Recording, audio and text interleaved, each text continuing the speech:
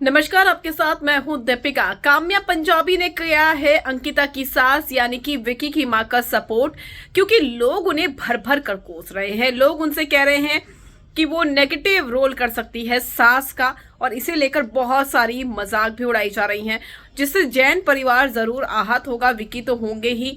हालांकि अंकिता बार बार उनकी तारीफ कर रही थी वीकेंड के वार में, लेकिन जिस तरीके से उनकी सास बोल रही थी उसके बाद उनकी जबरदस्त तरीके से ट्रोलिंग भी हो गई। लेकिन इन सारी चीजों के बीच में काम्या पंजाबी ने किया है विकी की मां का सपोर्ट और कह दी है बड़ी बात।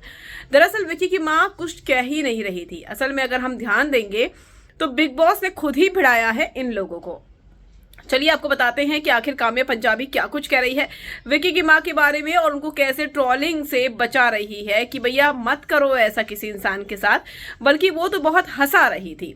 अगर आपने सब्सक्राइब नहीं किया है तो जल्दी से कर लीजिए, ताकि सारी की सारी लेटेस्ट खबरें आप तक पहुंचे जल्द से जल्द। काम्या पंजाबी ने विकी की मां को एंटरटेनिंग कहा है, जो कि बिल्कुल सही बात है। जब वो घर के अंदर आई थी तो घर का माहौल बिल्कुल बदल गया था। हर कोई हंस रहा था, और जिस तरीके से वो शेरो शायरी कर रही थी, उनका एक अलग अंदाज, एक अलग रूप देखने को मिला उस बारी से, जब वो कह रही थी कि तुमने मेरे बेटे को संभाला नहीं है। पहली बारी से के मुकाबले इस बारी में उन्होंने लोगों को खूब हंसाया है, घर वालों को भी खूब हंसाया है। काम्या पंजाबी कहती हैं कि विकी की मम्मी सुपर एंटरटेनिंग है, और जब से वो घर में आई पूरा घर हंसने लगा, सब हंसने लगे। वो ये भी कह रही है कि एक्चुअल में उन्होंने कुछ कहा ही नहीं था, कुछ भी नहीं कहा था, ना अंकिता को ना विकी को। सिर्फ नॉर्मली बात बोली थी कि भैया झगड़ा मत करना और कुछ मत कहना।